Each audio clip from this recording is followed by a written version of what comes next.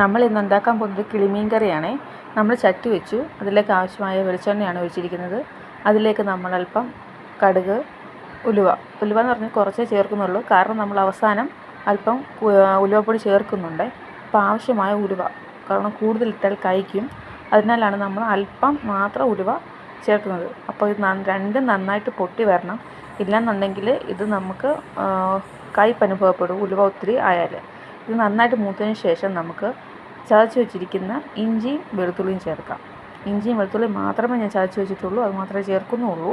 അപ്പോൾ അത് നന്നായിട്ട് നമുക്കൊന്ന് വഴറ്റിയെടുക്കാം.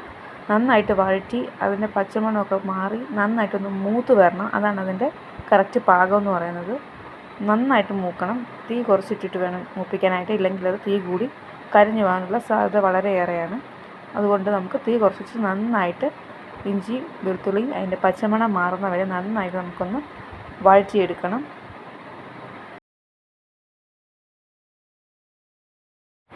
ഇപ്പോൾ നന്നായിട്ട് മൂത്ത ഇഞ്ചിയും വെളുത്തുള്ളിയിലേക്ക് നമുക്ക് ആവശ്യമായ പൊടികൾ ചേർക്കാം. ഞാൻ എടുത്ത് വെച്ചിരിക്കുന്നത് മുളക് പൊടി, മല്ലിപ്പൊടി, മഞ്ഞൾപ്പൊടി മാത്രമാണ്. ഇത് നമുക്ക് ചട്ടിയിലേക്കിട്ട് നന്നായിട്ട് ഇളക്കി കൊടുക്കാം. നന്നായിട്ടും തീ കുറച്ചിട്ട് വേണം ചെയ്യാനായിട്ട്, ഇല്ലെങ്കിൽ പെട്ടെന്ന് കരിഞ്ഞു പോകാനുള്ള സാധ്യതയുണ്ട്. നന്നായിട്ട് വഴറ്റി കൊടുക്കുക. ഈ പൊടി കിടന്ന് നന്നായിട്ട് മൂക്കണം, നല്ല റെഡ് കളർ ആവുന്ന വരെ നമുക്ക് നന്നായിട്ട് ഇത് നമുക്ക് വഴറ്റി കൊടുത്തുകൊണ്ടേയിരിക്കും.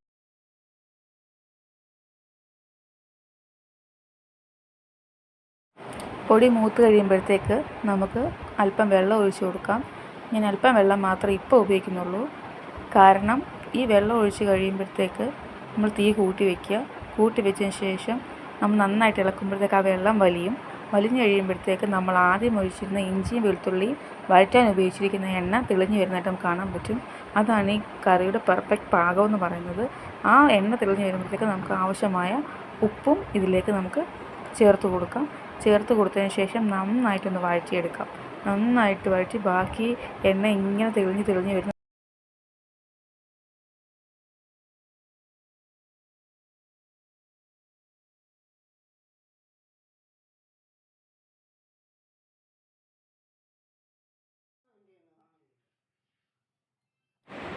നമ്മൾ വെള്ളം ഒഴിച്ച് തിള വന്നതിന് ശേഷം നമുക്കിതിലേക്ക് പുളി ചേർക്കാവേ. ഞാൻ ഉപയോഗിക്കുന്നത് കുടംപുളിയാണ്, വാളംപുളിയല്ല. കുടംപുളിയും കൂടെ ചേർത്തതിന് ശേഷം നമുക്ക് നന്നായിട്ട് വന്ന് തിളയ്ക്കാൻ വേണ്ടിയിട്ട് ഇത് നമ്മുടെ മീൻകറി നന്നായിട്ട് തിളച്ച് വരുന്നുണ്ട്. നമുക്കതിലേക്ക് മീൻ പെറുക്കിയിട്ട് കൊടുക്കാവേ. ഞാൻ ഉപയോഗിച്ചിരിക്കുന്ന മീൻ കിളിമീനാണ്.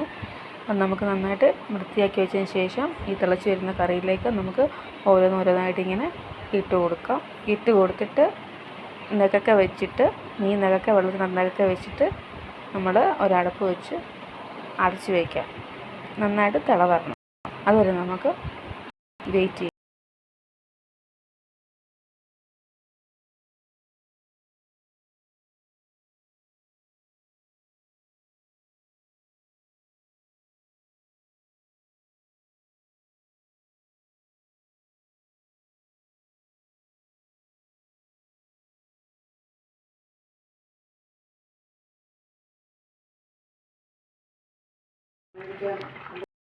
ഇത് നമ്മുടെ മീൻകറി നന്നായിട്ട് തിളച്ച് വന്നിട്ടുണ്ട്.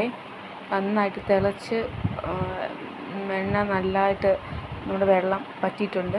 ഇനി ഇതിലേക്ക് ഞാൻ ആദ്യം പറഞ്ഞില്ലേ, അല്പം ഉലുവപ്പൊടി നമ്മൾ ചേർക്കുന്നു.